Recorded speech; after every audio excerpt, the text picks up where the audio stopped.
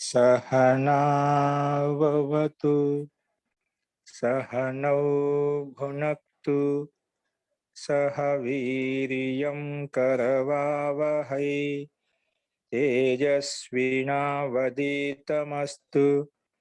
मा विद्विषावहै। ओम शांति शांति शांति। सर्वेभ्यो नमः। అందరికీ నమస్కారం అండి. మనము నిన్న శ్రీ సర్వనామస్థానం అనే సూత్రంలో ఉన్నటువంటి ఉదాహరణ చూశాము. దాని తర్వాత శ్రీ సర్వనామస్థానంలో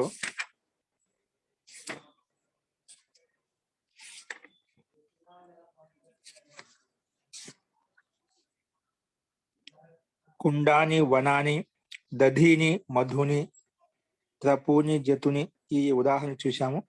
ఈ ఉదాహరణలో శ్రీ సర్వనామస్థానం అని పేరు పెట్టడం వల్ల ఏ ఉపయోగం కలిగింది అంటే ఏం లాభం వచ్చింది అది చూశాము. సో ఇక్కడ ఉపయోగం ఏంటంటే సర్వనామస్థానే చా సంబుద్ధౌ అనే సూత్రం చేత ఉపదాకి దీర్ఘం చేశాము. అలాగే సుడ నపుంసకస్య అనే సూత్రము చెప్పుకున్నాము. అక్కడ సుట్ అంటే సు ఔ జస్ అం అవుట్ ఈ 5 ప్రత్యయాలకు సుట్ అని పేరు. ఈ సుట్టులకు సర్వనామస్థానం అని పేరు పెట్టుకున్నాము. సర్వనామస్థానం సంధ్య అని పేరు పెట్టుకోవడం వలన ఇక్కడ కూడా అన్ని చోట్ల సర్వనామస్థానే చా సంబుద్ధౌ అనే సూత్రం చేత ఇక్కడ కూడా ఉపదాకి దీర్ఘం చేశాము. ఈ రకంగా మనం రాజా రాజానౌ రాజానః రాజానం రాజానౌ ఈ 5 రూపాయలు చూశాము. ఇప్పుడు ఈ రూపాలు ఎవరికైనా సందేహం ఉంటే చెప్పండి, లేదంటే మనం నెక్స్ట్ ముందుకు వెళ్దామండి. ఈ రూపాలు నిన్న చెప్పాను. రాజా ఒక రూపం చెప్పాను, దాన్ని బట్టి రాజానౌ రాజానః రాజానం ఇవి కూడా సేమ్ ఒకే విధంగా ఉంటాయి. అన్ని చోట్ల కేవలం ఉపదాకి దీర్ఘం చేసుకోవడమే ముఖ్యమైన ప్రయోజనము. అది కూడా సర్వనామస్థానే చా సంబుద్ధౌ ప్రకారంగా సర్వనామస్థానం అని చెప్పి పెట్టాం కాబట్టి ఈ సూత్రం వచ్చేసి ఉపదాకి దీర్ఘం చేసేసింది. అంటే మూల శబ్దం రాజని శబ్దం, నకారాంతం ఉంది కాబట్టి నకారాంత ఉపదాకి దీర్ఘం చేస్తే రాజాన్ అయిపోతుంది. మళ్ళీ నకారానికి లోపం చేస్తే నలోపహ ప్రాతిపదికాంతస్య రాజా, అలాగా నేను చెప్పుకున్నాము.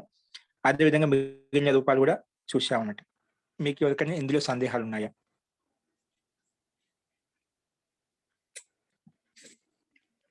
అస్తు. ఇంకేమైనా రూపం చెప్పుకోవాలి మనకి స్పష్టత కోసం, ముందుకు వెళ్ళొచ్చు కదా సార్? నాకు ఒక చిన్న డౌట్ వచ్చిందండి. ఏంటంటే అంటే కొంచెం బిగినింగ్ లో ఉన్నాను కాబట్టి అడుగుతున్నాను. ఇప్పుడు ఈ రాజాన్ అన్నప్పుడు ప్రాతిపదిక ఒకసారి ప్రాతిపదిక అంటే రెండో పదం కదండి. ప్రాతిపదిక ధాతు పక్కన వచ్చే పదం కదా ప్రాతిపదిక అనేది. ఇప్పుడు ఈ రాజాన్ అన్నప్పుడు ప్రాతిపదికాంతస్య అంటున్నారు కదా, అది ధాతు రూపంలోకి వెళ్ళిపోతుంది కదండి. అప్పుడు ప్రాతిపదిక ఎలా అవుతుంది? అది ధాతు రూపంకి ఎలా వెళ్ళిపోతుందండి? అంటే మొట్టమొదటిలో ఇప్పుడు ఓకే, ఈ రాజా అనేది ధాతు కాదు కదా, కరెక్టేనండి. రాజని ప్రాతిపదికం అండి, ధాతు కాదు ఇది.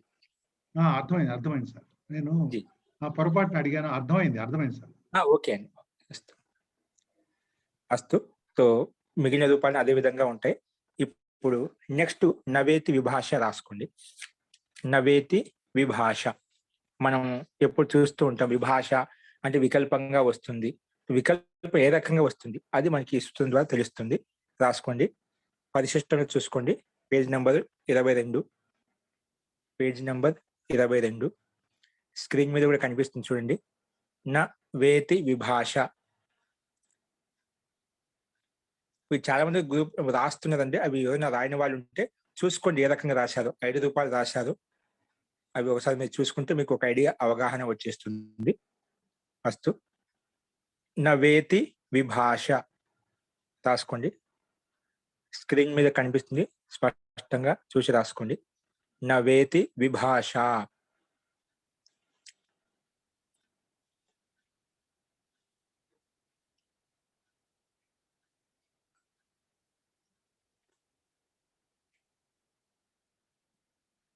రాసుకున్న పద విభాగం అంటే పదచ్ఛేదము విభక్తి. పదచ్ఛేదం విభక్తి రాసుకున్న కింద నా అవ్యయ పదం, నా అవ్యయ పదం, నా అవ్యయ పదం. సూత్రంలో ఏ పదాలు ఉన్నా వాటికి ఎప్పుడు నా ఒకటి మొట్టమొదటి నా ఉంది కదా, అదేంటి అవ్యయ పదం అంట, దాంట్లో విభక్తి ఏం లేదు, అందుకే అవ్యయ పదం చెప్పాను. తర్వాత వా, ఇది కూడా అవ్యయ పదమే, వా అవ్యయ పదం. ఇతి, ఇతి ఇది కూడా అవ్యయ పదమే అంట, ఇతి ఇది కూడా అవ్యయ పదమే, ఇతి అవ్యయ పదం. నెక్స్ట్ విభాష, విభాష ఇది ప్రథమ విభక్తి ఏకవచనం, ప్రథమ విభక్తి ఏకవచనం. ఇక్కడ మనము పదచ్ఛేదము విడిది రాసుకుంటప్పుడేమో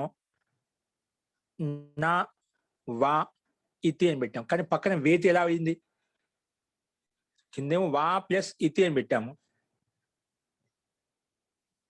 వేతి ఎలా అయిపోయింది, ఆద్గుణ ప్రకారంగా వాలో ఉండే అకారం పక్కన ఈ ఆ ఈ కలిస్తే ఏ అయిపోయింది, అందుకే వేతి అయిపోయింది. వా ప్లస్ ఇతి వేతి. ఇక్కడ మనకి వేతి అనగానే అర్థం కాదు, వా ప్లస్ ఇతి రెండు పదాలు కలిసామంట, రెండు పదాలు కలిసే దాన్ని సంధి చేయడం వల్ల వేతి అయిపోయింది. ఓకే, అలాగా మనం చూసుకోవాలి. అట్లా చూసుకున్నప్పుడు మనకు ఏ శబ్దాలను తెలుస్తుందంట. పద విభాగం పదచ్ఛేదం ఇందుకోసం చేస్తామంట. మన మహర్షి పాణిని ఇచ్చినటువంటి సూత్రంలో ఎన్ని పదాలు ఉన్నాయి, అది ఏ విభక్తులు ఇవ్వబడింది, అది మనం తెలుసుకోవాలి. తెలుసుకున్నప్పుడు దాన్ని అర్థం చేసుకుని దాని అర్థం చెప్పుకోవడం సులభంగా ఉంటుంది. అస్తు. సో ఇది మన పద విభాగం. నా అవ్యయ పదము, వా అవ్యయ పదము, ఇతి అవ్యయ పదము. వాకి ఇతికి మధ్యలో ఆద్గుణ ప్రకారంగా గుణసంధి అయితే వేతి అయిపోయింది, వా ఈ కలిసి వే అయిపోయి పక్కన తి ఎలాగుందో అలాగుంది వేతి. నెక్స్ట్ విభాష ప్రథమ విభక్తి ఏకవచనం. దీంట్లో సమాసం ఏం లేదు, డైరెక్ట్ గా అర్థ రాసుకోండి. అర్థ,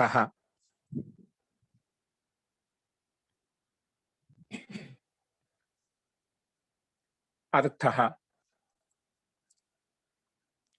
నా ఇతి నిషేధార్థ. సూత్రం నా అంటే ఏమిటి, నిషేధించబడం, నిషేధార్థ. నా నా కొటేషన్ పెట్టుకొని చూడు, స్క్రీన్ మీద ఏ విధంగా అయితే కనిపిస్తుందో సూత్రార్థము, అదేవిధంగా నా కొటేషన్ పెట్టుకుని నా ఇతి, నా అంటే నిషేధార్థ, నిషేధం అని అర్థం. నా ఇతి నిషేధార్థ, నా ఇతి నిషేధార్థ. నెక్స్ట్ పదం ఏంటి, వా, వా ఇతి వికల్పార్థ, వా ఇతి వికల్పార్థ. అంటే నాను ఒకసారి నిషేధించింది, మొత్తం ఒకసారి పూర్తిగా నిషేధించింది అంటే వద్దు అని చెప్పింది. తర్వాత వా అని చెప్పింది, వా అంటే వికల్పార్థ, లేదు ఒకసారి చేసుకో. మళ్ళీ పూర్తిగా నిషేధించి దాంట్లో మళ్ళీ ఒకసారి వికల్పం చెప్పింది, లేదు ఒకసారి అవుతుంది అని చెప్పి. వా అంటే ఏమిటి, వికల్పం అని అర్థం. వా ఇతి వికల్పార్థ, వా ఇతి వికల్పార్థ. ఓకే, వా అంటే ఏమిటి, వికల్పార్థ. వికల్పం అంటే వైకల్పికం, ఇది కాకుండా ఇది, ఇది కాకుండా ఇది అనే ఆ అర్థంలో రాసుకోండి. అనయోహో నిషేధ వికల్పార్థయోహో. అనయోహ అంటే ఇది ఉండండి, అస్య అనయోహ అంట, అస్య ఏకవచనం, అనయోహో ద్వివచనం. ఈ రెండిటి యొక్క అస్య అనయోహో, ఇక్కడ రెండు ఉన్నాయి కదా, నిషేధార్థ వికల్పార్థ రెండు, కాబట్టి అనయోహ అని చెప్పాం ద్వివచనంలో. అనయోహో అంటే షష్ఠి విభక్తి ద్వివచనంలో రాసుకోండి. అనయోహో నిషేధ వికల్పార్థయోహో, అనయోహో నిషేధ వికల్పార్థయోహో, అనయోహో నిషేధ వికల్పార్థయోహో విభాషా సంజ్ఞా భవతి, విభాషా సంజ్ఞా భవతి. అనయోహో నిషేధ వికల్పార్థయోహో, అనయోహో నిషేధ వికల్పార్థయోహో విభాషా సంజ్ఞా భవతి.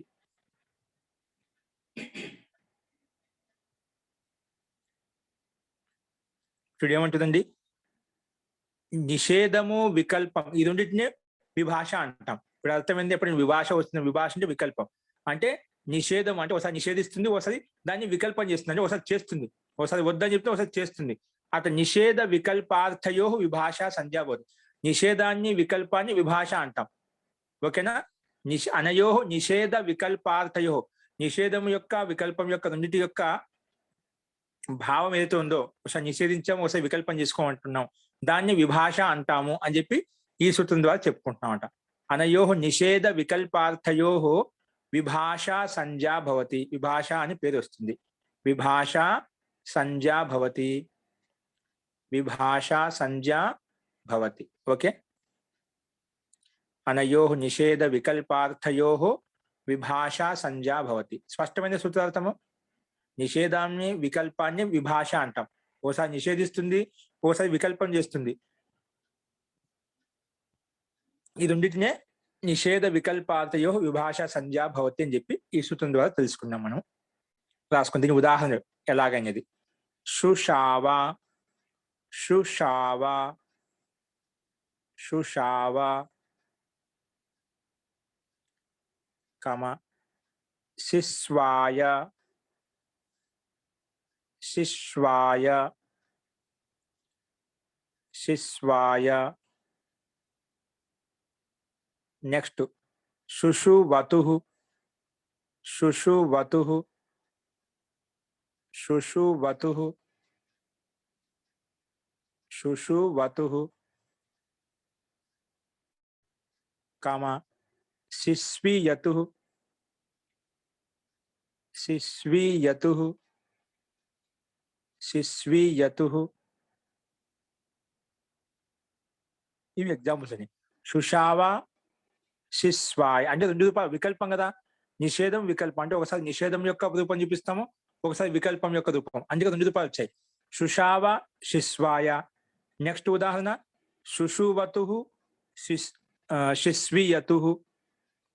నెక్స్ట్ రాసుకోండి. దక్షిణ పూర్వస్యై, దక్షిణ పూర్వస్యై, దక్షిణ పూర్వాయై. ఇలా రెండు రూపాయలు వచ్చాయి. దక్షిణ పూర్వస్యై, దక్షిణ పూర్వాయై, దక్షిణ పూర్వస్యై, దక్షిణ పూర్వాయై. ఇవి ఉదాహరణలు. ఈ ఉదాహరణలో ఈ విభాష అనేది ఏ రకంగా మనకు వినియోగించబడింది, నవేతి విభాష అనేది చూద్దాం. తెలుసుగా సూత్రం. నా అంటే నిషేధము, అదేవిధంగా వా అంటే వికల్పము. అంటే ఈ రెండిటికే మనం నిషేధాన్ని వికల్పాన్ని విభాష అని పేరు పెట్టుకున్నాం. అంతేగాని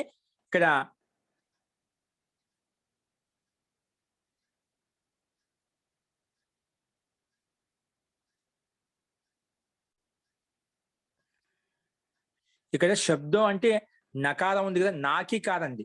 నకారానికి మనము వికల్పానికి విభాష అని పేరు పెట్టుకోవడం. దాని యొక్క తాత్పర్యం నాటి నిషేధించడము, వాటి వికల్పం ఆ అర్థానికి విభాష సంజ్ఞ అని పేరు పెట్టుకున్నాం. ఎందుకంటే మన వ్యాకరణంలో సాధ్యమైనంత వరకు ఎక్కువగా శబ్ద స్వరూపం ఏదైతుందో దానికి మనం పేర్లు పెట్టుకుంటామట. ఇక్కడ అలా కాకుండా నా అంటే నిషేధార్థము, వా అంటే వికల్పార్థం, ఆ అర్థానికి విభాష సంజ్ఞ అని పేరు పెట్టుకున్నాము. అంతేగాని నా అనే శబ్దానికి వికల్పం పెట్టుకోలేదు, వా అనే శబ్దానికి వికల్పం విభాషని పేరు పెట్టుకోవడం లేదు. దాని యొక్క అర్థం ఏదైతే ఉందో ఆ అర్థానికి ఈ సూత్రం విభాష అని పేరు పెట్టింది. అది అర్థం చేసుకోవాలి. ఇంకా ఇప్పుడు సూత్రంలో ఇతి శబ్దం ఉంది కదా. నా అంటే చెప్పావు నిషేధార్థం, వా అంటే చెప్పావు. ఇతి అంటే ఏమిటి? ఇతి అనే పదము ఎక్కడైతే వస్తుందో అక్కడ ఆ శబ్దం యొక్క అర్థాన్ని బోధించడం కోసం వస్తుందండి. ఆ శబ్దం ఏ శబ్దానికైతే ఏ శబ్దంతో అయితే పెడతామో ఆ శబ్దం యొక్క అర్థాన్ని బోధించడం కోసం ఇతి శబ్దాన్ని ఉపయోగిస్తాం. ఇప్పుడు నా అని చెప్పాము, వా అని చెప్పాము. ఈ శబ్దం యొక్క అర్థాన్ని బోధించడం కోసం ఇతి శబ్దాన్ని ఉపయోగించామట. నా ఇతి, నా అంటే నిషేధార్థము, వా ఇతి, వా అంటే అంటే అని చెప్పి ఆ వా యొక్క శబ్దం యొక్క అర్థాన్ని బోధిస్తుంది. అందుకే ఇతి అనేది ఏంటి? ఇతి శబ్దం ఎక్కడైతే వస్తుందో, ఏ శబ్దంతో వచ్చిందో ఆ శబ్దం యొక్క అర్థాన్ని బోధించడం కోసము మనం ఆ ఇతి శబ్దాన్ని ఉపయోగిస్తాము. అందుకే ఇతి శబ్దం అనేది ఎక్కడ వచ్చినా అర్థాన్ని బోధిస్తుంది, అంతేగాని ఆ ఇతి శబ్దం యొక్క స్వరూపాన్ని బోధించదు. ఆ ముందు ఏదైతే శబ్దం ఉందో ఆ శబ్దం యొక్క అర్థాన్ని బోధిస్తుంది, అంతేగాని శబ్ద స్వరూపాన్ని బోధించదు. అందుకే నవేతిలో ఉండేటువంటి ఇతి శబ్దక అర్థం ఏంటి? అర్థాన్ని బోధించేటువంటి శబ్దం. ఇతి అంటే అర్థబోధక శబ్దము అని అర్థం చేసుకోవాలి. నా అంటే నిషేధార్థము, వా అంటే వికల్పము, ఇతి అంటే అర్థాన్ని బోధించేటువంటి శబ్దము. అంటే నాకి వాకి ఏదైతే అర్థం ఉందో ఆ అర్థాన్ని బోధించేటువంటి శబ్దాన్నే ఇతి శబ్దంతో మనం సంకేతించాము.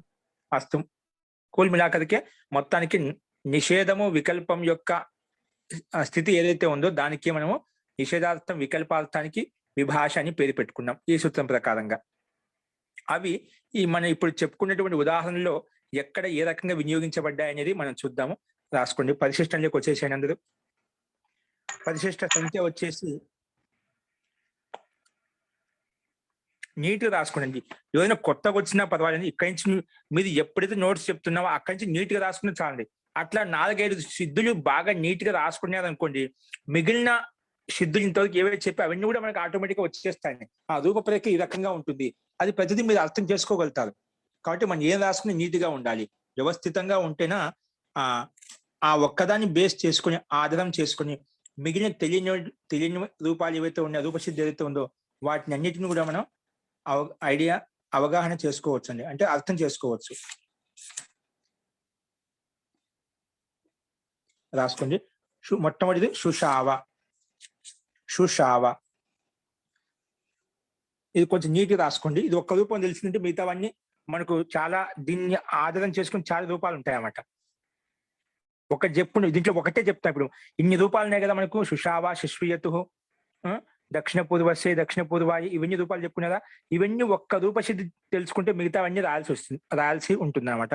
అందుకే నీట్ గా రాసుకోండి, అర్థం చేసుకుంటూ రాసుకోండి. ఎక్కడ అర్థం కాకపోయినా వెనకబడి అడగండి, చిన్నదైనా పెద్దదైనా ఎటువంటిదైనా కూడా. రాసుకోండి. సుషావ ఇది లిట్ లకారం యొక్క రూపం అండి. ఏ రూపము? సుషావ అనేది లిట్ లకారం ప్రథమ పురుష ఏకవచనం. అస్తు. సుషావ అంటే లిట్ లకారం తెలుసు కదా, పరోక్ష భూతకాలం. సుషావ ఇది ప్రథమ పురుష ఏకవచనం కాబట్టి సహానే వస్తుంది. అతడు వెళ్ళాడు. సుషావ అంటే గత్యర్థంలో ఉందండి. సుషావ అంటే అతడు వెళ్ళాడు అని అర్థం. సుషావ ఎప్పుడు వెళ్ళాడు? రామాయణ మహాభారత ఇతిహాస గురించి చెప్పుకుంటప్పుడు ఆ సందర్భంలో దీని యొక్క అర్థం తీసుకోవాలి. సుషావ వెళ్ళాడు, అతడు వెళ్ళాడు. ఓకే, ఇప్పుడు ఈ సుషావ శబ్ద రూపం ఎలా తయారైంది అది మనం చూద్దాం. రాసుకోండి. టు ఓస్వి. టు ఓస్వి ఇది ధాతు అని. టు ఓస్వి, టు ఓస్వి ఇదంతా ధాతు అండి. ఓకేనా? టు ఓస్వి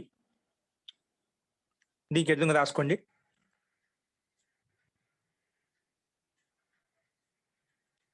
భూవాదయో ధాతవః.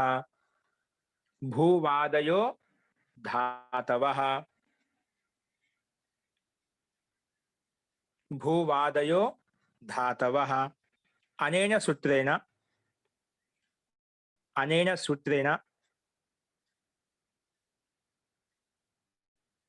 టు ఓస్వి ఇత్యస్య, ఇతి ప్లస్ అస్య ఇత్యస్య ఎన్న సంధి చేసామండి. ఇత్యస్య ధాతు సంజ్ఞా భవతి. ఇప్పుడు మనం ముందే ధాతుని పేరు చెప్పుకుంటాం, కానీ ముందు ధాతుని పేరు పెట్టింది ఈ సూత్రం వచ్చి చెప్పిందండి. ఓకేనా? To ఓస్వి ఇత్యస్య Dhatu సంజ్ఞా Bhavati. టు ఓస్వి అనే దానికి శబ్దానికి ధాతు అని పేరు పెట్టింది సూత్రం. భూవాదయో ధాతవః అనేన టు ఓస్వి ఇత్యస్య ధాతు సంజ్ఞా భవతి. ధాతు సంజ్ఞని పేరు పెట్టుకున్నామండి. ఓకే, ధాతు సంజ్ఞని పేరు పెట్టుకోగానే ముందు అనుబంధ లోపం చేసుకున్నాం. రాసుకోండి. అనుబంధ లోపం ఎలా అవుతుంది?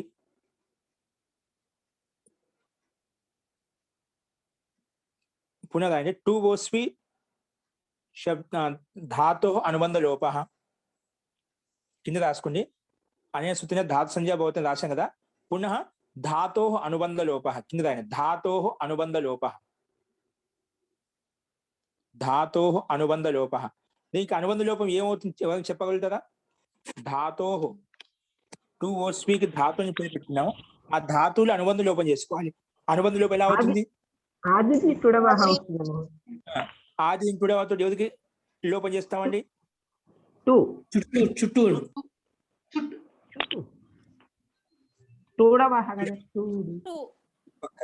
ఇంకా టూకి లోపం చేస్తామా, ఇత్తని పేరు పెట్టుకుంటామా? ఆది ఇంటుడ వాళ్ళు లోపం చేస్తుంటే ఇత్తని పేరు పెడుతుందా? ఇత్తని పేరు పెడుతుంది. ఆది ఇంటుడవహ. ఇది ఇక్కడ చుట్టూ రాదండి. ధాతునకు ఆదిలో అది చుట్టూ ఎక్కడ వస్తుంది? ప్రత్యయంలో మాత్రం వస్తుంది, గుర్తుపెట్టుకోండి. చుట్టూ ప్రత్యయంలో మాత్రమే వస్తుంది, అందులో ప్రత్యేక ఆదిలో. ఇది ధాతు కదా కాబట్టి రాదు. ఓకే. ఆది ఇంటుడవహ. ఆదిలో ధాతునకు ఆదిలో ఉన్నటువంటి ఈ గాని, టూ గాని, డూ గాని 3 అక్షరాలు ఉన్నాయి. ఈ లేదు, డూ లేదు, కానీ టూ ఉంది కదా, కాబట్టి దానికి ఇతు సంధి అని పేరు పెట్టేసింది. తర్వాత ఎలా అవుతుందండి? 2కి ఇతు సంధి పెట్టాం, ఇతు సంధి పేరు పెట్టాం, తస్యలోప అదిశ లోప చేస్తాం, అప్పుడు 2 వెళ్ళిపోయింది. ఓస్వి ఉంది, ఓస్విలో ఉపదేశే వస్తుందా మహోదయ? ఉపదేశే అజనునాసిక. ఉపదేశే అచ్చులో ఉంది కాబట్టి ఉపదేశే అజునా, అచ్చులకైతే ఉపదేశే అజనునాసికిత్తే. దీంట్లో ఓ కూడా వెళ్ళిపోతుంది. ఓకి కూడా ఇత్ సంధ్యాన్ని పేరు పెట్టుకుంటాం, ఓకి ఇత్ సంధ్యాన్ని పేరు పెట్టుకుంటాం. ఇప్పుడు తస్యలోప హాదస్య లోప ప్రకారంగా లోపం అయిపోతుంది, అంటే 2 వెళ్ళిపోతుంది, ఓ వెళ్ళిపోతుంది. కాబట్టి అంటే మహర్షి పాణి దీంట్లో ఓకాలను కూడా అనునాసిక సంధ్య కింద తీసుకున్నాడు కాబట్టి దాన్ని కూడా అనుబంధ లోపం చేసేస్తాం. కాబట్టి ఓన్లీ గురువు గారు ఏది మిగలాలో తెలిస్తే మిగతావి అనుబంధ లోపాలు చేసుకోవచ్చు. తెలుసు, అనుబంధ లోపం చేసినప్పుడే మిగిలేదు మనకు. ముందు అనుబంధం లోపం చేస్తే ఏం మిగిలిన తెలిసింది. ఎలా తెలిసింది? అనుబంధం లోపం చేసుకోగా మిగిలింది మనకు, అప్పుడు తెలుస్తుంది స్వీ మిగిలింది కాబట్టి ఇదే ధాతు అని చెప్పి. ముందు తెలిస్తే అనుబంధ లోపం ఎందుకు అవుతుంది? ఆదరించేటువంటి 2 పోతోంది, ఉపదేశ అజునాసిక ఎత్తుల్లో ఓకారం పోతోంది, లాస్ట్ ఈకారం పోతున్నది, లాస్ట్ ఈ వెళ్ళిపోదు, స్వీ ఉంటుంది, ఈ అనుబంధ లోపం లేదు. ఈ అనుబంధంగా ఇవ్వలేదు, సంజక వర్ణంగా ఇవ్వలేదు మహర్షి పాణ్య దాన్ని.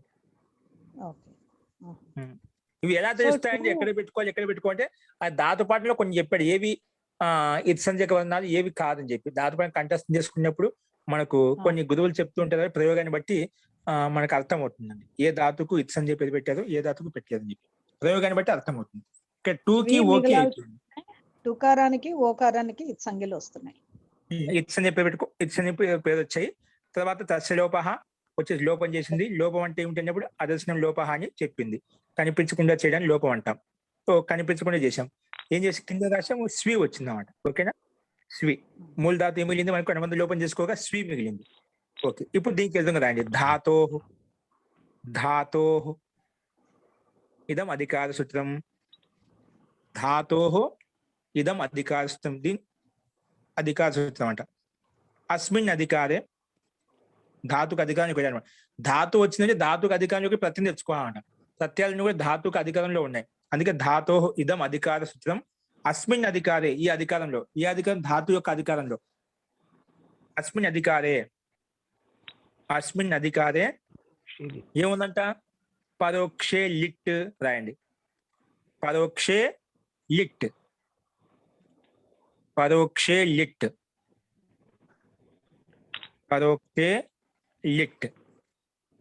ఇదేమంటుంది? పరోక్షే భూతే కాలే అర్థే ధాతోహు లిట్ ప్రత్యయ భవతి. అంటే పరోక్ష కాలంలో, ప్రత్యక్షంగా చూడలేదు, పరోక్షంగా చెప్తే విన్నాం అనమాట. అలాంటి పరోక్ష కాలార్థంలో, ఏ కాలం? భూతకాలార్థంలో.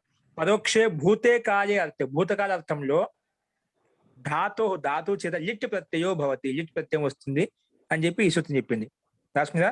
ధాతోహు అస్మిన్ అధికారే ఏముంది? పరోక్షే లిట్ రాయండి. పరోక్షే లిట్ రాసుకోండి. దీని యొక్క తాత్పర్యం అనేన సూత్రేణ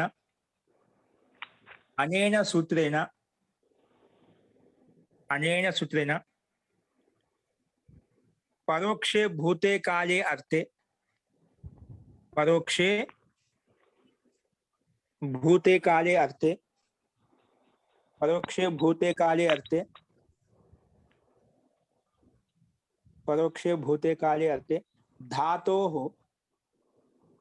धातोः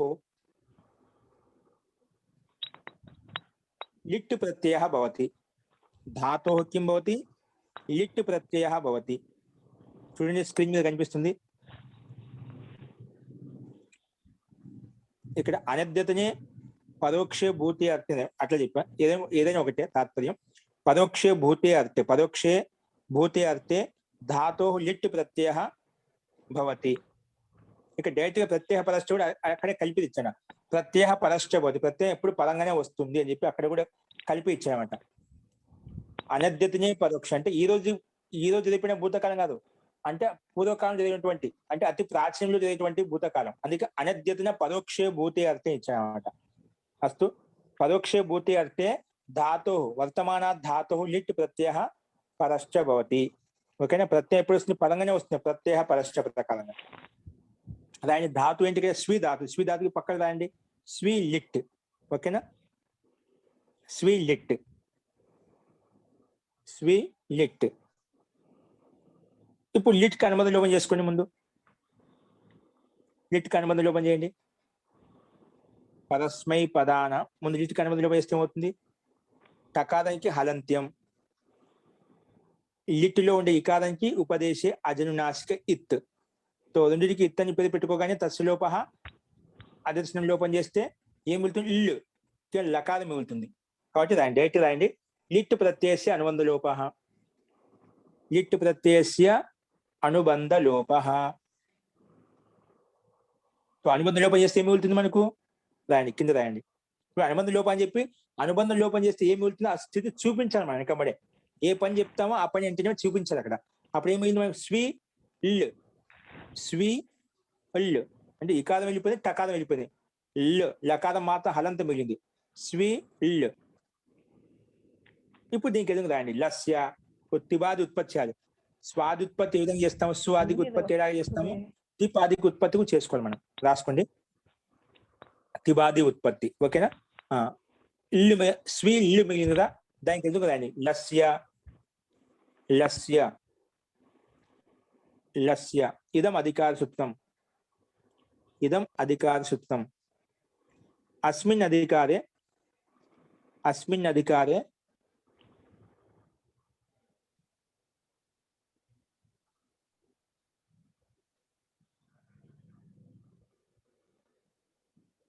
రాసుకోండి. టిప్ తస్ జీ. ఒకసారి మళ్ళీ చెప్పండి, చాలా రోజులు ఏంది చెప్పుకోండి మనం. తిబాది ఉత్పత్తి ఎలా ఉంటుంది చూద్దాం ఒకసారి. టిప్ తస్ జీ, అస్మిన్ అధికారం ఏముంది సూత్రం చెప్తున్నాను. టిప్ తస్ జీ ఇక్కడ లేదు, స్క్రీన్ మీద రాసుకోండి. టిప్ తస్ జీ 18 ప్రత్యయాలు చెప్తున్నాను. టిప్ తస్ జీ దాంట్లో కంటిన్యూగా కామ పెట్టి రాసుకోండి. సిప్ థస్ థా, సిప్ థస్ థా, సిప్ థస్ థా. నెక్స్ట్ మిప్ వస్ మస్, మిప్ వస్ మస్, మిప్ వస్ మస్. ఇవి మొత్తం 9 ప్రత్యయాలు వచ్చాయి. ఎన్ని వచ్చాయి? 9 ప్రత్యయాలు. ఈ 9 ప్రత్యయాలతో పరస్మయ పదంలో ఉండే రూపాలు మొత్తం తయారవుతాయి.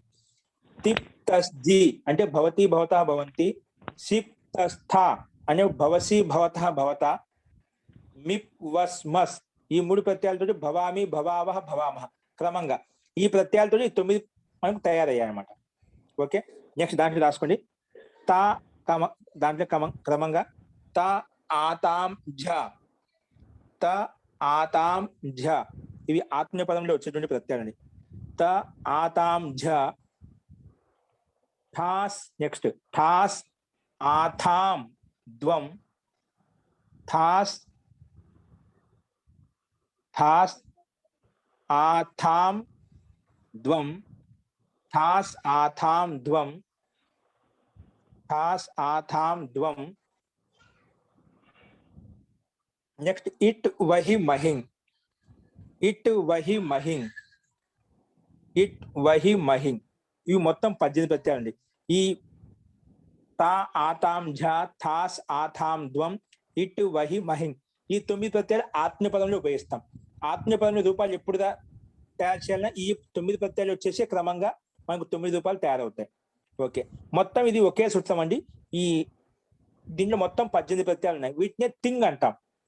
టిప్ లో ఉండే మొట్టమొదటి టీ తీసుకున్నాము, లాస్ట్ లో ఇటు వహి మహింగ్, మహింగ్ చెప్పిన లాస్ట్ లో అంతిమక్షం గా, మొట్టమొదటి అక్షరం తి, అంతిమక్షం గా. అంటే తీకి గాకి మధ్యలో ఎన్నైతే ప్రత్యయాలు ఉన్నాయో వాటన్నిటికీ థింగ్ అని పేరు. థింగ్ అనగానే మనకి ఈ 18 ప్రత్యయాలు గుర్తు రావాలి. సుప్ అనగానే ఏ విధంగా అయితే 21 ప్రత్యయాలు గుర్తుకొస్తాయో, థింగ్ అనగానే ఈ 18 ప్రత్యయాలు మనకు గుర్తు రావాలి. వీటినే థింగ్ అంటాం. ఈ 18 ప్రత్యయాలకు మాత్రమే సార్వధాతుకు అని పేరు. ఏంటండి? ఈ 18 ప్రత్యయాలకు సార్వధాతుకు అని పేరు. మిగిలిన ఏ ప్రత్యయం వచ్చినా వాటన్నిటికీ ఆర్ధధాతుకు అని పేరు. ఓన్లీ ఈ 18 ప్రత్యయాలను సార్వధాతుకం అంటాము. ఈ 18 ప్రత్యయాలను వదిలిపెట్టి మిగిలిన ఏ ప్రత్యయాలు అయితే ఉన్నాయో వాటన్నిటికీ ఆర్ధధాతుకం అంటాము. అస్తు ఇక్కడ మనకు కేవలం ఈ సూత్రం రాసుకున్నాము. అనేన ఏకవింశతి ప్రత్యయాః ధాతోః భవంతి. రాయండి. అనేన సూత్రేణ అనేన సూత్రేణ మహోదయ అష్టాదశ కదా? అష్టాదశ ప్రత్యయాः ఆ, అష్టాదశ క్షమ్యతాం. అనేన సూత్ర అష్టాదశ ప్రత్యయాః ధాతోః భవంతి. అనేన అష్టాదశ ప్రత్యయాః ధాతోః భవంతి. ధాతు అంటే ధాతుకి పక్కనే వచ్చాయండి, కానీ మనకేంటి ఒకటి కావాలి. 18 ఎలా తీసివేయాలి అంటే దానికి ఒక ప్రక్రియ చెప్పుకున్నాం. మూడు సూత్రాలు రాసుకోండి. సో 18 నుంచి మనకి ఏం ఒకటి కావాలి, ఏం తెచ్చుకోవాలి, ప్రక్రియ ఏంటి, పద్ధతి ఏంటి అంటే ముందు క్రమంగా 18 ప్రత్యయాలకు ముందు ఒక పేరు పెట్టుకున్నాం. రాసుకోండి. లహ పరస్మై పదం, లహ పరస్మై పదం. ఈ సూత్రం వచ్చి రాసుకోండి. లహ పరస్మై పదం వీరికి వినండి. సూత్రం ఒకటి రాసుకొని లహ పరస్మై, లకార స్థానంలో ఏవైతే మనకు 18 ప్రత్యయాలు వచ్చాయో వాటిన్నిటికీ ముందు పరస్మై పదం అన్ని పేరు పెట్టేసి మొత్తానికి పరస్మై పదం పేరు పెట్టేసుకున్నామండి. మొత్తం 18 ప్రత్యయాలకు పరస్మై పదం అని పేరు పెట్టేసింది ఈ సూత్రం వచ్చేసి లహ పరస్మై పదం. నెక్స్ట్ రాసుకోండి. తంగాణ వాత్మనే పదం, తంగాణ వాత్మనే పదం, తంగాణ వాత్మనే పదం. ఇది వచ్చేసింది. లేదండి, ఆ 18 ప్రత్యయాలు తా నుండి మొదలుకొని మహింగ్ వరకు ఏవైతే ప్రత్యయాలు ఉన్నాయో వాటిని ఆత్మనే పదాన్ని పేరు పెడతాను అని చెప్పి ఈ సూత్రం చెప్పి మళ్ళీ అదే ముందు మొత్తానికి పరస్మై పదం పేరు పెట్టేసింది.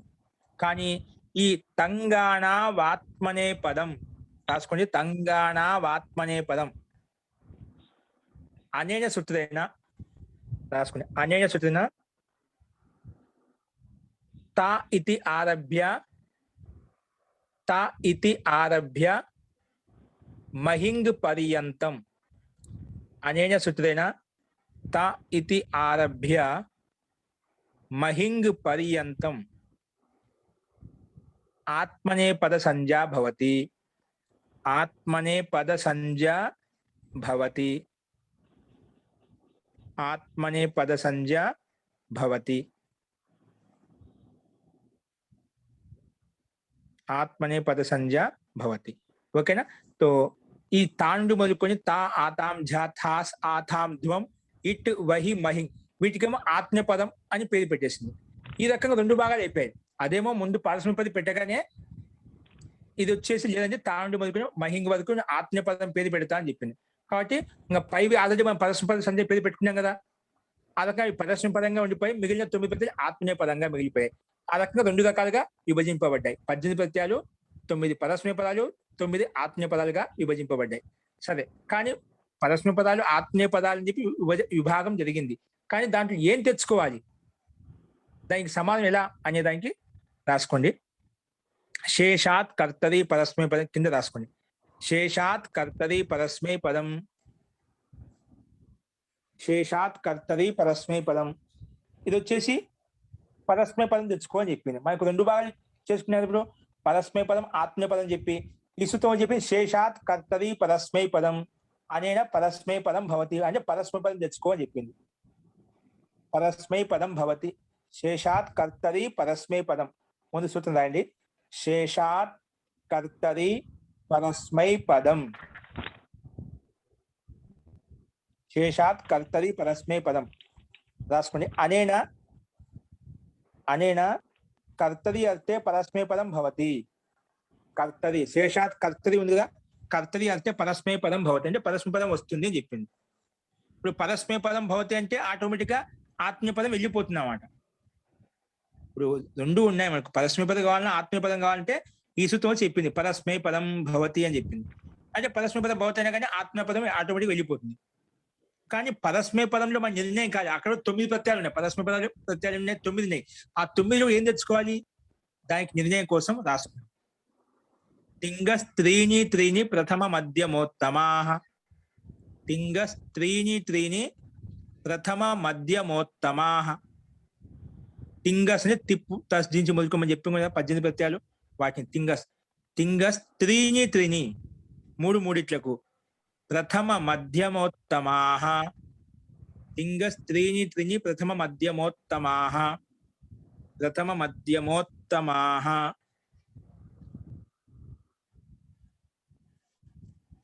ప్రథమ మధ్యమోత్తమాః తింగస్త్రీణి త్రిణి ప్రథమ మధ్యమోత్తమాః. ఓకే, సో ఇది వచ్చేసింది వినండి. ఇది ప్రథమ పురుషము. ఇప్పుడు తింగుల కంటే మొత్తం 18 ప్రత్యయాలకు పరస్మ పదాలకే కాబట్టి ఆత్మీయ పదాలు కూడా మొత్తానికి ఏమొచ్చింది, ప్రథమ మధ్యమ ఉత్తమ పేరు పెట్టేసింది. మూడిట్లకు ప్రథమ పురుషం అంటాము, మళ్ళీ మూడిట్లకు మధ్యమ పురుషం పేరు పెట్టుకో, మళ్ళీ మూడిట్లకు ఉత్తమ పురుషం అని పేరు పెట్టుకో అని చెప్పి ఇది ప్రథమ పురుషము మధ్యమ పురుషము ఉత్తమ పురుషం అని పేరు పెట్టేసింది. ఒక పేరు పెట్టింది, ప్రథమ పురుషం మధ్యమ పురుషం, మూడిట్లకు ప్రథమ మధ్యమ ఉత్తమ అని పేరు పెట్టి వెళ్ళిపోయింది. నెక్స్ట్ రాసుకోండి ఏమొస్తుంది, తింగస్త్రీణి త్రిణి ప్రథమ మధ్యమోత్తమాః. నెక్స్ట్ తాన్యేక వచన రాసుకోండి, తాన్యేక వచన. నెక్స్ట్ సూత్రం తాన్యేక వచన ద్వివచన బహువచనాన్యేకశః. తాన్యేక వచన ద్వివచన బహువచనాన్యేకశః. నాన్యేకశ ఇదేమంటుందండి, నువ్వు ఎవరికైతే ప్రథమ పురుషము మూడిట్లకు ప్రథమ పురుషం అని చెప్పి, మళ్ళీ మూడిట్లకు మధ్యమ పురుషం అని చెప్పి, ఇంకా మూడిట్లకు ఉత్తమ పురుషం పేరు పెట్టావో వాటికే క్రమంగా ఆ మూడిట్లకి క్రమంగా నేను ఒకదానికి ఏకవచనం అని చెప్పి, రెండో దానికి ద్వివచనం అని చెప్పి, మూడు దానికి బహువచనం, అలాగా మూడిట్లకు నేను కూడా ఏకవచనం ద్వివచనం బహువచనం, మళ్ళీ మూడిట్లకు ఏకవచనం ద్వివచనం బహువచనం, మళ్ళీ మూడిట్లకు ఏకవచనం ద్వివచనం బహువచనం, అలాగే ఏకవచనం ద్వివచనం బహువచనం పేరు పెడతానని చెప్పి ఈ సూత్రం చెప్పింది.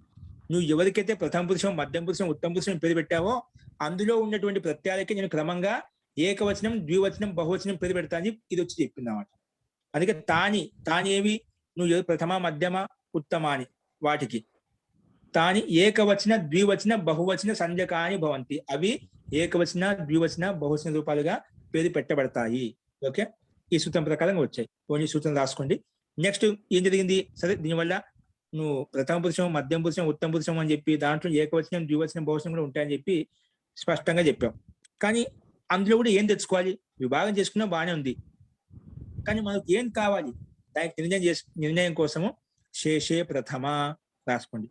శేషే ప్రథమ 9లోంచి ఏం తెచ్చుకోవాలంటే ఇది వచ్చి నిర్ణయం చేసింది, శేషే ప్రథమ.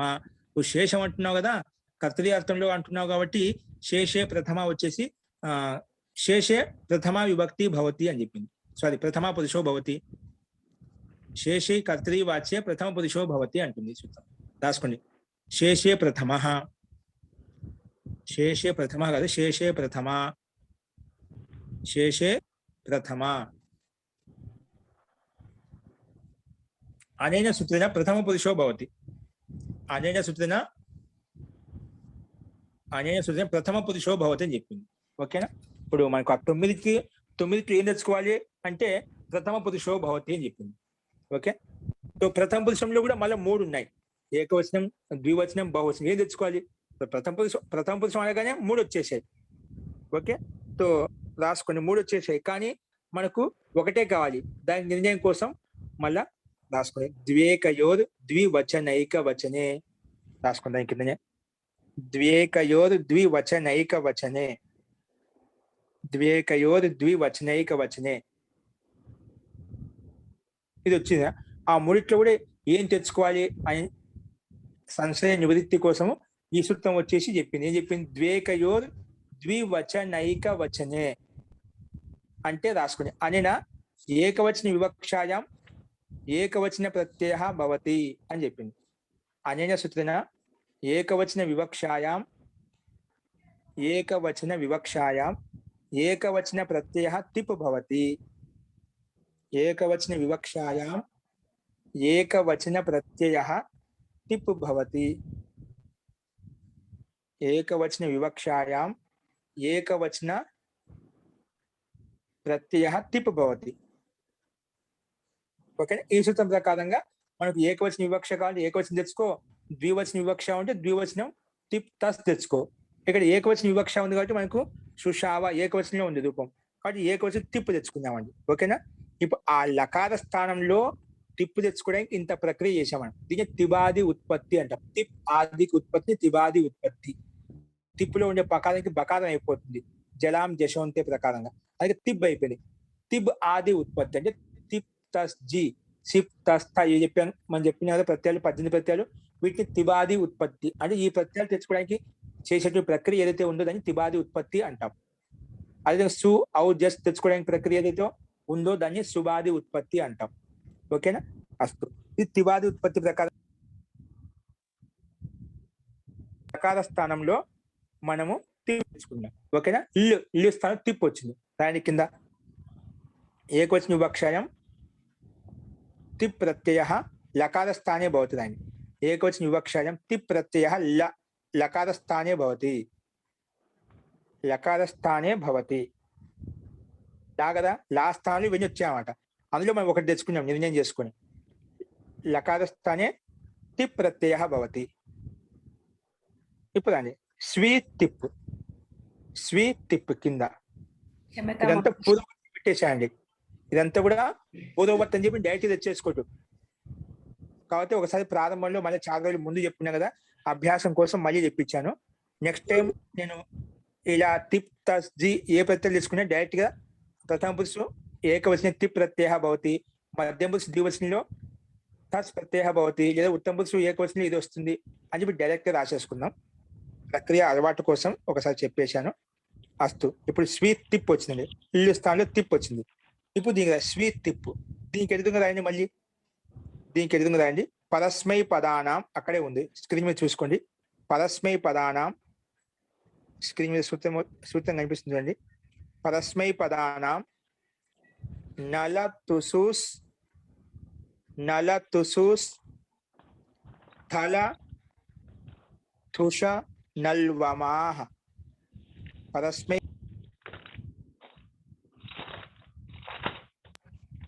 పరస్మై పదానాం నల తుసూస్ థల తుష నల్వమాహ.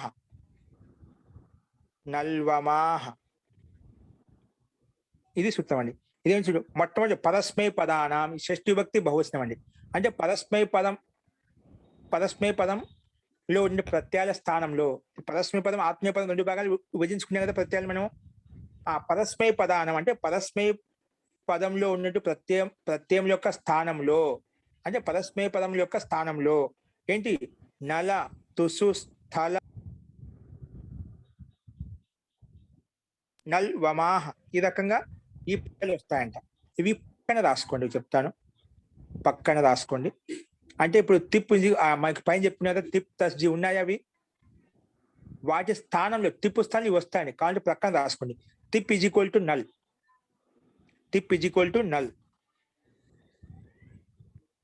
SIP is equal to అతుస్.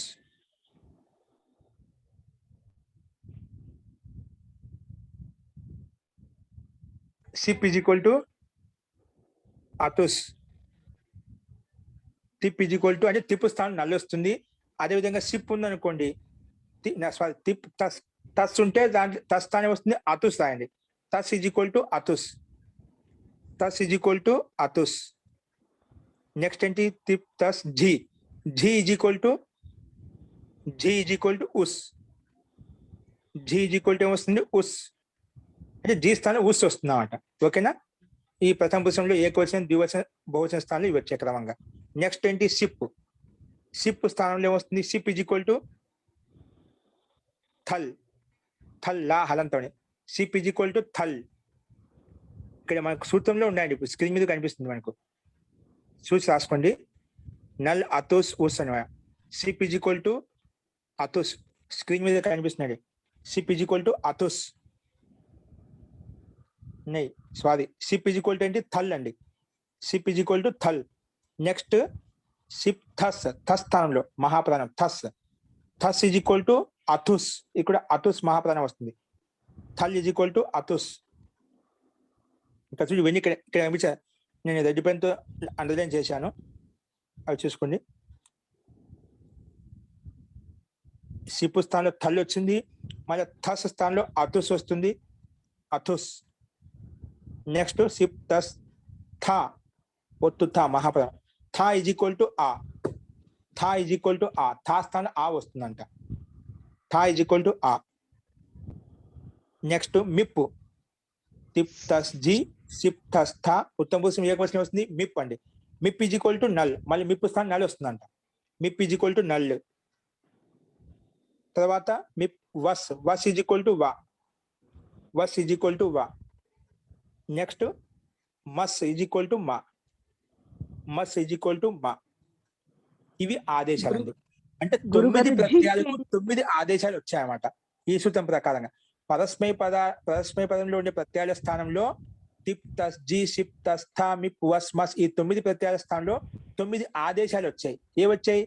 ఒకే తిప్ ఉంటే నల్ వస్తుంది, తస్ ఉంటే అతుస్ వస్తుంది, జీ ఉంటే ఉస్ వస్తుంది, సిప్ ఉంటే థల్ వస్తుంది, అతుస్ ఉంటే సిప్ థస్ ఉంటే అతుస్ వస్తుంది, థా ఉంటే ఆ వస్తుంది.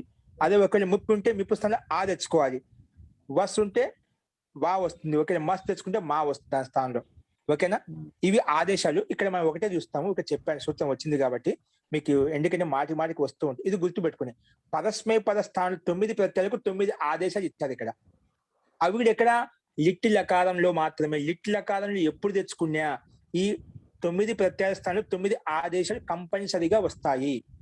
ఓన్లీ లిట్ లకారంలో మాత్రమే.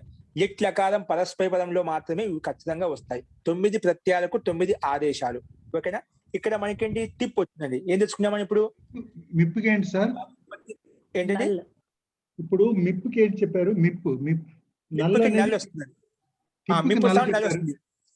అదే వస్తుందండి. ఓకే ఓకే టిప్పు ఓకే సార్. పైన తిప్పు స్థానంలో కూడా నల్లే వస్తుంది, మిప్పు స్థానంలో కూడా నల్లే వస్తుందండి. ఓకేనా? సరే సార్, సరే సార్. సో ఇక్కడ మనకి ఏం తెచ్చుకున్నామండి? ఇప్పుడు మన మూలంలోకి వద్దాం. స్వీట్ తిప్పు తెచ్చుకున్నాం కదా, స్వీట్ తిప్పు. ఆ స్వీట్ తిప్పుకి ఎదుగుగానే ఈ సూత్రం రాశాం. పరస్మయ పదాన్ని రాసుకోకుంటే రాసుకోండి. స్వీట్ తిప్పుకి ఎదుగుగా పరస్మయ పదానాం నల తుసు స్థల తుష నల్వమ. అవేండి నల్ అతుస్ ఉస్ స్థల తుష నల్ వ మాహ. ఇవే మనం ఏవైతే ఆదేశాలు మీకు చెప్పానో అవి ఇక్కడ సంధియుక్తం కలిపి రాసాం కాబట్టి అలా అనిపిస్తున్నాయి. విడిదీసి రాసుకుంటే అలాగే వస్తాయండి. ఓకేనా? విడిదీసినప్పుడు అలాగే రాసుకోవాలి, కలిపినప్పుడు ఇక్కడ ఈ రకంగా రాస్తాం.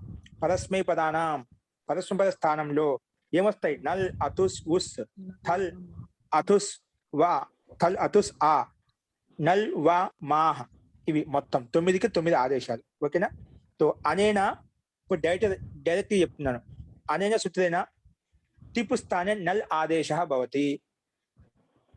అనేనా పరస్మయ పద స్థానే అంటే పరస్మయ పద ప్రత్యయస్య అనేన సూత్రేణ పరస్మయ పద ప్రత్యయస్య తిప్పు స్థానే పరస్మయ పద ప్రత్యయస్య తిప్పు స్థానంలో నల్ ఆదేశ భవతి. నల్ ఆదేశ భవతి. ఇప్పుడు ఎవరు చెప్పారు తిప్పు స్థానం నల్లే తెచ్చుకోవాలని చెప్పి? అతుస్ తెచ్చుకోవచ్చుదా, ఉస్ తెచ్చుకోవచ్చుదా? ఏమైనా సందేహ పూర్వపక్షి అడగవచ్చు. అందుకే మహర్షి పాణి ఏం చెప్పాడు ముందే? యథాసంఖ్యం అనుదేశ సమానం. ఆదేశాలు క్రమంగా యథాసంఖ్యం క్రమంగానే వస్తాయి, వెనక ముందు రావు. పరస్మయ పద ప్రత్యయాలు 9 చెప్పాం కదా, 9కి 9 ఏ రకంగా అయితే క్రమంగా ఉన్నాయో అదే క్రమం ప్రకారం ఇక్కడ కూడా అవే ప్రత్యయాలు వస్తాయి. తిప్పు క్రమంలో తిప్ తస్ జి ఇది క్రమం, ఇక్కడ నల్ అతుస్ ఉస్ ఇది క్రమం. అంటే ఏ క్రమంగా ఏ క్రమంలో తిప్పు ఉంటే క్రమం ప్రకారం మొట్టమొదటి ఇక్కడ ఏ ప్రత్యయం ఇవ్వబడిందో అదే తీసుకుంటాం. ఇక్కడ తిప్ స్థానం నల్ వచ్చింది, స్థానం అతుస్ వచ్చింది, జీ స్థానం ఊస్ వచ్చింది. కాబట్టి యథాసంఖ్య తీసుకోవాలి అని చెప్పి ఈ సూత్రం చెప్పింది అన్నమాట, స్పష్టత కోసం. ఓకే, రాసుకోండి. ముందు పరస్మయ పదానాం అదాసద అనే సూచన పరస్మయ పద ప్రత్యయ తిప్పు స్థానే నల్ ఆదేశ భవతి. ఓకేనా? సో నల్ ఆదేశ భవతి. ఈ ప్రశ్న చెప్పగానే ఒక సందేహం వచ్చింది. ఏ సందేహము? ఇవి నల్లే ఎందుకు తీసుకోవాలి? నలహ ఏవ కిమర్థం స్వీకర్తవ్యం అని నలి ప్రత్యయం ఎందుకు తీసుకోవాలి? అతుస్ తీసుకోవచ్చు కదా, ఊస్ తీసుకోవచ్చు కదా. దానికి సమాధానం కోసమే ఈ సూత్రం వచ్చింది. రాసుకోండి. యథాసంఖ్యం అనుదేశ సమానం. యథాసంఖ్యం అనుదేశ సమానం. స్క్రీన్ మీద చూసుకోండి. యథాసంఖ్యం, అంటే క్రమంగా, యథాసంఖ్యం అనుదేశ ఆదేశాలు వస్తాయి.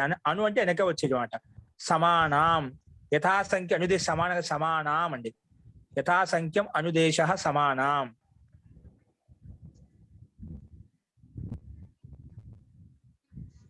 యథాసంఖ్యం అనుదేశ సమానాం. అనేక సూత్రాన్ని డైరెక్ట్ రాపిస్తున్నాను. సంఖ్యాక్రమేణ భవంతి. యథాసంఖ్యం అంటే సంఖ్యాక్రమేణ ఆదేశ భవంతి. దాన్ని సంఖ్యాక్రమేణ ఆదేశ భవంతి. అనేన సూచన సంఖ్యాక్రమేణ సంఖ్య యొక్క క్రమంలో సంఖ్యాక్రమేణ అనుదేశ భవంతి. అంటే యథాసంఖ్యం అనుదేశ భవంతి. యథాసంఖ్యం అనుదేశ భవంతి అని రాసుకోవచ్చు. యథాసంఖ్యం అంటే ఏమిటి అడిగినప్పుడు క్రమేణ క్రమపూర్వకంగా తిప్ తస్ జీ సిప్ తస్ థా మిప్ వస్ మస్ ఏ క్రమంలో అయితే ఉన్నాయో అదే క్రమం ప్రకారం ఇక్కడ కూడా 9 ప్రత్యయాలు ఇచ్చాము క్రమంగా. వాటికి స్థానంలో ఏ క్రమంలో అయితే ఉందో ఆ క్రమం ప్రకారంగా ఆ ప్రత్యయ స్థానంలో ఆ ఆదేశాన్ని తెచ్చుకో అని చెప్పి ఈ సూత్రం నిర్ణయించింది. యథాసంఖ్యం అంటే క్రమంగా దానికి ఏ సంఖ్య అయితే కావాలో ఆ సంఖ్య ప్రకారం యథాసంఖ్యం అనుదేశ భవంతి. క్రమంగా ఆదేశాలు వస్తాయి. ఓకేనా? సో ఇక్కడ క్రమం ప్రకారంగా తిప్పు మొట్టమొదటి ప్రత్యయం కాబట్టి ఆ మొట్టమొదటి ప్రత్యయ స్థానం మొట్టమొదటి ఆదేశం అంటే నల్ ఉంది కాబట్టి తిప్పు స్థానం నల్ తీసుకొచ్చండి. ఏమొస్తుంది మనకు? నల్ తీసుకొస్తే స్వీ నల్ వచ్చిందండి. ఏమొచ్చింది? స్వీ నల్. తిప్పు స్థానంలో నల్ వచ్చింది. స్వీ నల్. ఓకే, ఇప్పుడు నల్ ప్రత్యయానికి అనుబంధ లోపం చేయండి. స్వీ నల్ ఎదురుగా రాయండి. నల్ ప్రత్యయస్య అనుబంధ లోపః.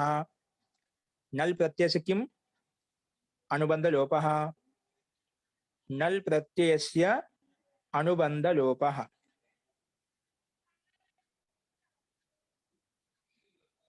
నల్ ప్రత్యయస్య అనుబంధ లోపః. ఓకేనా? నల్ ప్రత్యయస్య అనుబంధ లోపః. నల్ ప్రత్యయస్య అనుబంధ లోపః. అనుబంధ లోపం ఎలా అవుతుందండి? చుట్టూ హలంత్యం ఆచార్య.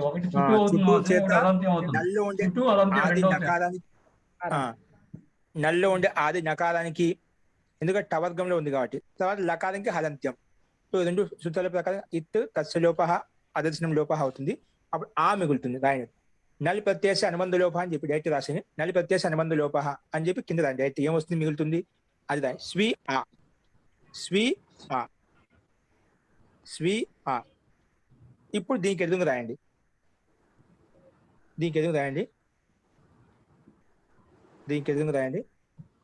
విభాషా స్వేహి. స్వీ ఆకి ఎదురుగా విభాషా స్వేహి. విభాషా స్వేహి.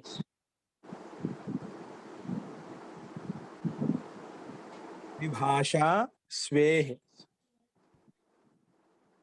విభాషా స్వేహి. ఇది ఏమంటుంది ఒకసారి చూడండి, స్క్రీన్ మీద చూడండి, కనిపిస్తుంది మనకు. విభాషా స్వేహి ఏమంటుందో రాసుకోండి. అనేన సూత్రేణ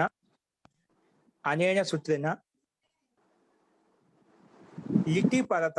ఇది లిటి ఎంగిచ పరత అని చెప్పి అంటే లిటి ప్రత్యయం కానీ ఎంగి ప్రత్యయం వచ్చినా కూడా అండి.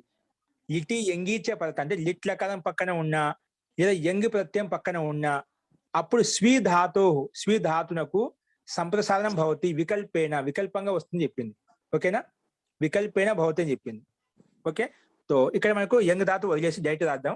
లిటి పరత రాసుకో. అనేన సూత్రేణ ఇక్కడ లిట్ లకారం పక్కనది లిటి స్థానంలో తిప్పు తెచ్చుకున్నామా లేదా మనం, కాబట్టి తిప్పు కూడా లిట్ ప్రత్యయమే అనమాట. కాబట్టి లిట్టు పక్కన ఉంది అందుకే రాసుకోండి. లిటి పరత లిట్టు పరంగా ఉంది కదా తిప్పు అనేది. సారీ, ఆ తిప్పు లిట్ స్థానం తిప్పు తెచ్చుకున్నాము, ఆ తిప్పు స్థానంలో నల్లి తెచ్చుకున్నాం. ఆ తిప్పు స్థానంలోనే నల్లి తెచ్చుకున్నాం కాబట్టి నల్లి కూడా ప్రత్యేకంగా భావిస్తాం అన్నమాట. ఓకే, అస్తు. ఏ రాశాము? విభాషా స్వేహి ఏమంటుంది? లిటి పరత. లిట్టు పరంగా ఉంటే లిటి పరత. స్వీ ధాతు లిట్టు పరంగా నల్లి ప్రత్యయం లిటి స్థానంలో వచ్చింది కాబట్టి ఇది కూడా లిట్టి కిందనే భావిస్తాం. అది లిట్టి ప్రత్యయం పక్కన ఉంటే ఉంది, ముందు స్వీ ధాతు ఉంది కదా, ఉంది కాబట్టి లిటి పరత స్వీ ధాతో సంప్రసారణం భవతి.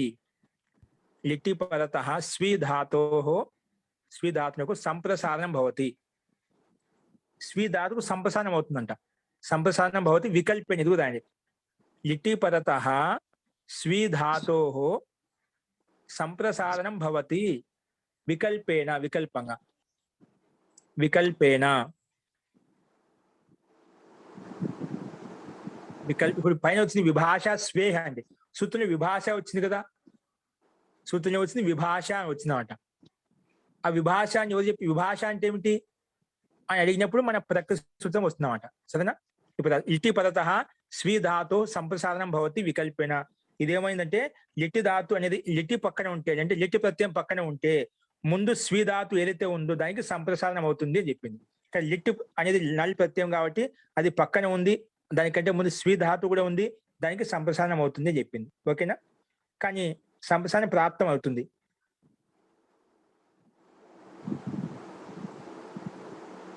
సంప్రసారణం ప్రాప్తం అవుతుంది అని చెప్పింది. కానీ దానికంటే ముందు ఇక్కడ విభాష అంటే వికల్పేన అని చెప్పావు, వికల్పేన సంప్రసారణం భవతి అని చెప్పావు. కానీ ముందు వికల్పం అంటే ఏమిటి అంటే దానికి సమాధానం కోసం రాసుకోండి. మన ప్రకృతి సూత్రం వస్తుందట. నవేతి విభాష కాదు, సూత్రంలో విభాష ఉంది కదా, విభాష అంటే వికల్పం. విభాష అంటే ఏమిటి అన్నప్పుడు ఈ సూత్రం వస్తుందట. రాసుకోండి. నవేతి విభాష, నవేతి విభాష. ఇప్పుడు మన ప్రకృతి సూత్రం చెప్పింది. ఏం చెప్పిందంటే మన ప్రకృతి సూత్రం ఏం చెప్పుకున్నాము? నవేతి విభాష అంటే ఏమిటి? నిషేధ వికల్పార్థయో విభాష సంజ్ఞా భవతి. నిషేధించడం లేదా వికల్పం చేయడానికి విభాష అంటాం. నిషేధించడాన్నే వికల్పించడాన్ని విభాష అంటాం. ఇక్కడేంటి? వికల్పం చేసుకొని స్వీ ధాతుకి వికల్పంగా సంప్రసారణం అవుతుంది, వికల్పంగా సంప్రసారణం అవుతుంది అంటే ఒకసారి నిషేధిస్తుంది, ఒకసారి వికల్పంగా చేస్తుంది, అంటే ఒకసారి చేస్తుంది, ఒకసారి చేయదు. దీన్నే విభాష అంటామని చెప్పి ఈ సూత్రం చెప్పింది అన్నమాట. ఓకేనా? విభాష స్వేహి వచ్చేసి లిట్టి పక్కన ఉంటే స్వీ ధాతుకు వికల్పంగా సంప్రసారం చేస్తాను అంటే ముందు వికల్పం అంటే ఏమిటి అన్నప్పుడు ఈ సూత్రం వచ్చి చెప్పింది. నవేతి విభాష నిషేధ వికల్పార్థయో విభాష సంజ్ఞా భవతి. నిషేధించడాన్ని వికల్పం చేయడాన్ని విభాష అంటాము, రెండింటినే విభాష అంటాము. నిషేధ వికల్పయో విభాష సంజ్ఞ విభవతి. నిషేధ వికల్పార్థయో విభాష సంజ్ఞా భవతి అని చెప్పి మనకి ఈ సూత్రం చెప్పింది. ఓకే, రాసుకోండి. నిషేధ వికల్పార్థయో విభాష సంజ్ఞా భవతి, దీన్ని విభాష అని చెప్తాం. ఓకే అండి. సరే, సంప్రసారణం కిం? సరే, విభాష అని చెప్పావు. వికల్పము నిషేధించడాన్ని వికల్పం చేయడాన్ని విభాష అంటామని చెప్పావు. కానీ ఇక్కడ సంప్రసారణం అంటే ఏం చేయాలి? వికల్పం అంటే స్పష్టమైంది. నిషేధం చేయడాన్ని వికల్పం అంటే ఒకసారి నిషేధించాలి, ఒకసారి వికల్పం చేయాలంటే ఒకసారి చేయాలి. ఇలా ఒకసారి చేసి ఒకసారి చేయకుండా ఉండేదాన్ని వికల్పం అంటాను, స్పష్టమైంది. కానీ సంప్రసారణం భవదని చెప్పావు. సంప్రసారణం అంటే ఏం చేయాలి? సంప్రసారణం ఇది కిం?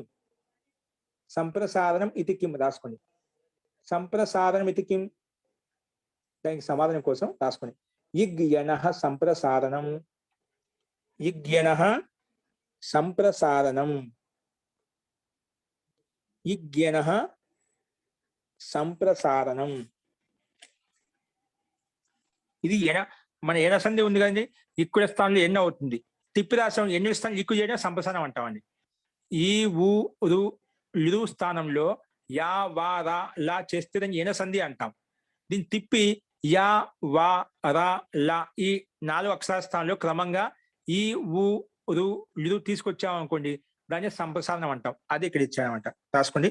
ఇగ్యనః సంప్రసారణం, ఇగ్యనః సంప్రసారణం రాసుకోండి. అనేన సూత్రేణ, అనేన సూత్రేణ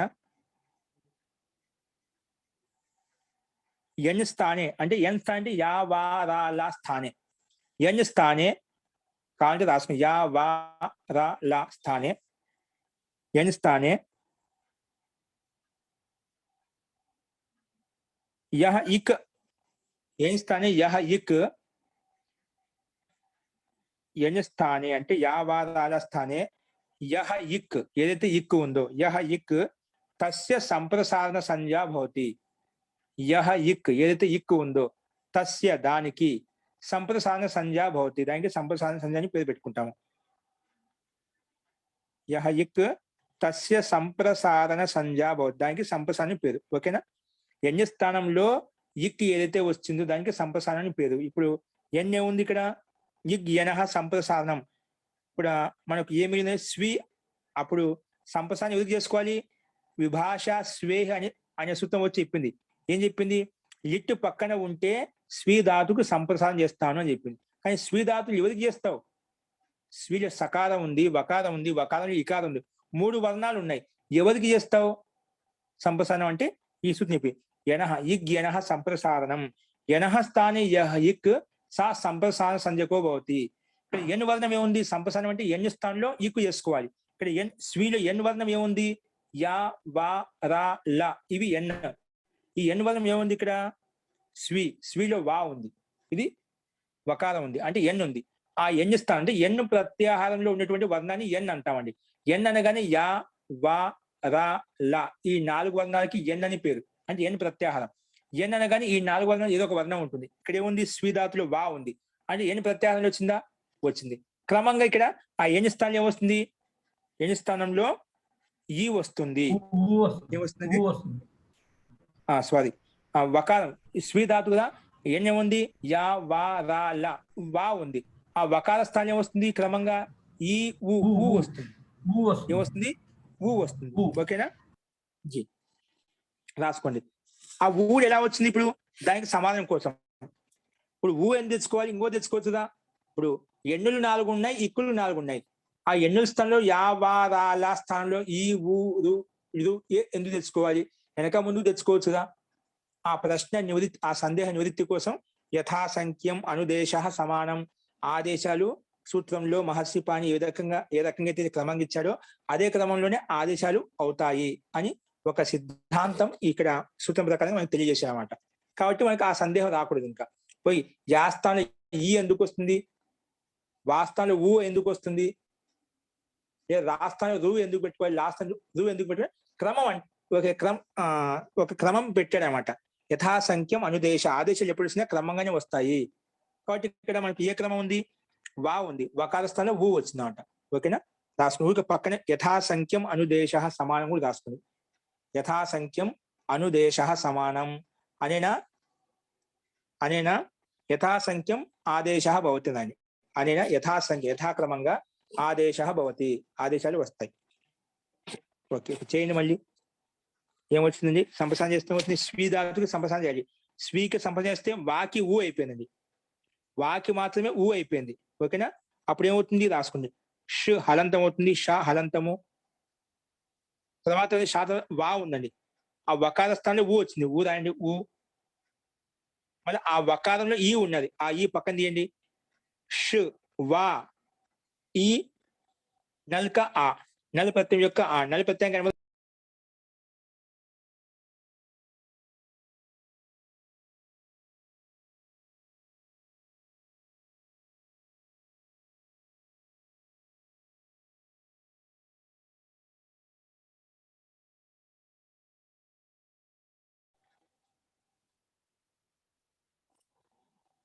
తో మనకు ఏం మిగిలిందండి ఇక్కడ రాసుకుని కింద ఏం మిగులుతుంది సంప్రసారం చేస్తే స్వీ ఆ ఉంది పైన ఆ స్వీ స్థానంలో వకారానికి ఊ వచ్చింది. మిగిలిన వల్ల ఎలాగైతే ఉన్నా అలాగే ఉంటాయి. దాన్ని క్రమంగా రాసుకుంటాం షా హలంతము తర్వాత వా స్థానంలో ఊ వచ్చింది ఊ పక్కన వాళ్ళ ఈ ఉంది కాబట్టి ఆ ఈ అలాగే పక్క తెచ్చుకున్నాము. నల్ స్థానంలో అనుబంధం లోపిస్తే ఆ మీద అది షా ఊ ఈ ఆ ఈ 4 వర్ణాలు విడివిడిగా ఇక్కడ చూసాం అనమాట. ఓకే ఇప్పుడు దీనికి ఎదురుగా రాసుకోండి సంప్రసారణాచ రాసుకోండి స్క్రీన్ మీద కనిపిస్తుంది సంప్రసారణాచ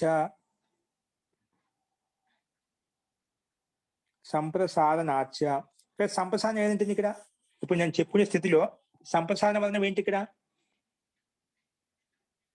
వకార స్థానంలో ఊ చేసాం కదా అది సంప్రసారణ వర్ణం. ఓకేనా వకార స్థానంలో ఊ తెచ్చుకున్నాం షా ఊ ఈ ఆ. ఇప్పుడు ఈ సూత్రం వచ్చింది సంప్రసారణాచ రాసుకోండి చెప్తాను. సంప్రసారణాచ అనేన సూత్రేణ సంప్రసారణాత్ అచీపరత స్క్రీన్ మీద చూసుకోండి సంప్రసారణాత్ అచీపరత సంప్రసారణాత్ అంటే సంప్రసారానికి పక్కలో అచీపరత అచ్చు పరంగా ఉంటే ఉంది దగ్గర సంప్రసారం ఏంటి ఊ దాని పక్కనే ఉంది అచ్చు ఉంది ఈ అచ్చులో వస్తుంది కదా ఈ ఉంది ఉంటే దాని రెండిటి స్థానంలో పూర్వ పరయోస్థానే సంప్రసారణాత్ అచీపరత పూర్వ పరయోస్థానే అంటే ఆ రెండిటి స్థానంలో పూర్వ పరయోస్థానే పూర్వరూపం ఏకాదేశో భవతి సంహితాయాం విషయే ఈ సంహిత విషయంగా సంధి అనేది సంహితాకి అధికారంలో వస్తున్నాను. పూర్వరూప ఏకాదేశో భవతి. పూర్వరూప ఏకాదేశో భవతి. పూర్వరూప ఏకాదేశో భవతి. ఓకే. తో పూర్వరూపం ఏంటి? ముందు ఏంటండి? సంప్రసారణ వర్ణం ఊ ఉంది, దాని పక్కన అచ్చు ఉండాలంట. అలా అచ్చు ఉంటేనా ఆ రెండింటి స్థానంలో ముందుండే ఊ పక్కన ఈ ఆ రెండింటి స్థానంలో ముందు వర్ణం ఏదైతే ఉందో అదే వర్ణం ఆదేశంగా వస్తుందంట. అంటే ఆ రెండింటి స్థానంలో ఒకటి ఆదేశంగా పెట్టానంటే ఊ ఈ రెండింటి స్థానంలో ఒకటే ఊ వచ్చిందనమాట. పూర్వంలో ఏదైతే రూపం ఉందో అదే పెట్టుకోని అని చెప్పారు. ఒకవేళ ఊ కాకుండా ఈ ఉందనుకుంటే ఈ పెట్టుకునే వాళ్ళం. అంటే ఏ వర్ణం ముందుంటే అదే వర్ణం రెండింటి స్థానంలో పెట్టుకునే వాళ్ళం. ఇక్కడ ఆ రెండింటి స్థానంలో ముందు వర్ణం ఏదైతే ఉందో అదే పెట్టుకోని చెప్పాం. కాబట్టి ఇక్కడ ఊ ఈ రెండింటి స్థానంలో తీసేసి ఒకటే ఊ పెట్టుకున్నాం. అప్పుడు ఒకటే ఊ పెట్టుకుంటే ఏమవుతుంది? ష్ ఊ ఆ అంటే ఈ కూడా ఊలో కలిసిపోయింది అనమాట. పూర్వ రూపంలో కలిసిపోయింది. అంటే రెండింటి స్థానంలో ఊ చేశాను అనమాట. కాబట్టి ష్ ఊ ఈ వచ్చింది అనమాట. ఓకేనా? రాయండి. దీని అర్థం రాసుకునేదా? సంప్రసారణాత్ ఉత్తరస్య సంప్రసారణాత్ అచిపరతః పూర్వ పరయో స్థానే పూర్వ రూపం, పూర్వంలో ఏదైతే రూపం ఉందో అది ఏకాదేశం అవుతుంది. ఓకేనా? ఏకాదశం చేయండి. ఇప్పుడు ఏకాదశం చేస్తే అంటే రెండింటి స్థానంలో ఒకటే ఏకాదశం చేస్తే కింద రాయండి. ష్ ఊ ఆ. ష్ ఊ ఆ. ఇప్పుడు కలిపి రాయండి. ఈక్వల్ టు పెట్టి షా హలంతం కాబట్టి ఊ కలిపింది, షూ అయిపోయింది. షూ ఆ వచ్చేసింది. ఓకేనా? షు హలంతము ఊ ఈ స్థానంలో ఊ వచ్చింది కంటే ఊ షాల కలిపితే షూ అయిపోయింది. తర్వాత ఆ అనేది ఎక్కడి నుంచి వచ్చింది? నలి ప్రత్యయానికి అనుబంధ రూపం చేసుకుంటే ఆ వచ్చింది కదా. ఆ ఎలాగైతే ఉందో అది అలాగే కంటిన్యూ నడుస్తూ ఉంది. ఇప్పుడు మనకి ఏ స్థితి మిగింది? షూ ఆ మిగిలిందండి. షూ ఆ. ఓకేనా? కింద రాయండి. షూ ఆ.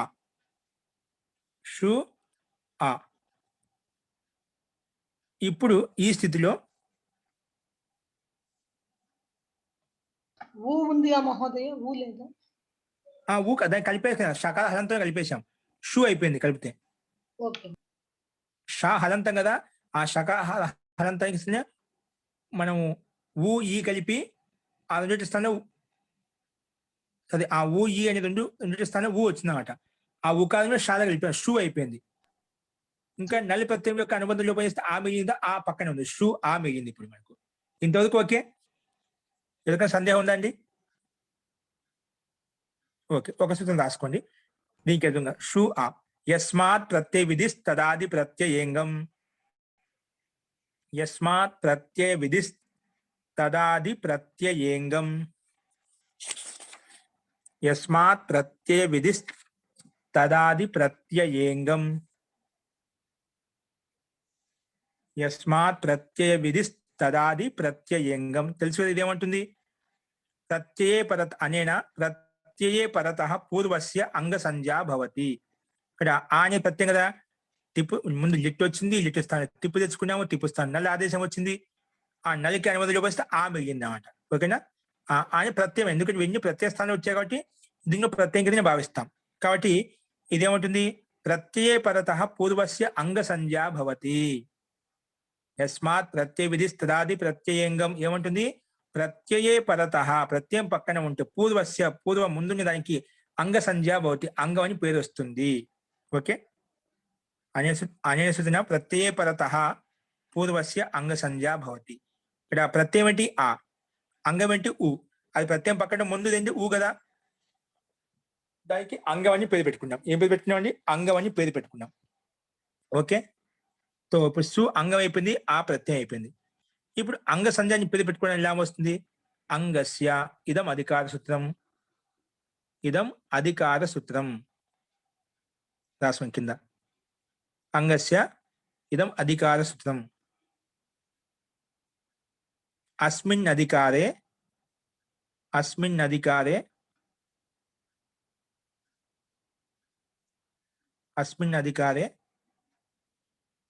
అచోయినితి కింద కనిపిస్తుంది.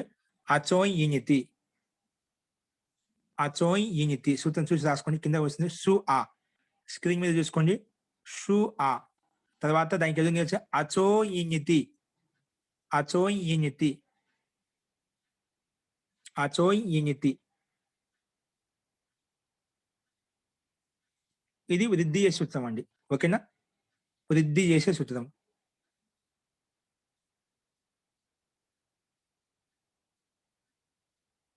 సరే, అంగాధికారానికి వెళ్తే అచో ఇనితి అనే సూత్రం వచ్చేసింది. సరే, ఇది వృద్ధి చేస్తుంది. కానీ ముందు ఇంతవరకు మీకు సూత్రం అందరికీ అర్థమైందండి? ఇంకా సందేహం ఉంది? ఇప్పుడు చెప్పినటువంటి ప్రక్రియ వరకు అంతా ఓకేనా? సంప్రసారం వచ్చి ఇలా వచ్చింది, సంప్రసారం వచ్చేసి ఏ రకంగా కలిపేసింది ఇది చెప్పండి. అదే సంప్రసారణ ఒక్కసారి మరొకసారి కొంచెం రిపీట్ చేయండి. సంప్రసారణం అంటే ముందు ఒకటి తెలుసుకోవాలి. ఇగ్యన సంప్రసారణం. ఓకేనా? మనకు ఇక్ అంటే ఏమిటి?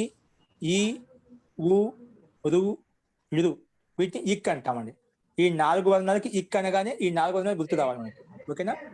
ఇక్ ప్రత్యాహారంలో ఈ 4 వర్ణాలు వచ్చేది, దీన్ని ఇక్ అన్నాం. అదేవిధంగా ఎన్ లో 4 వర్ణాలు క్రమంగా యా, వా, రా, లా. ఓకేనా?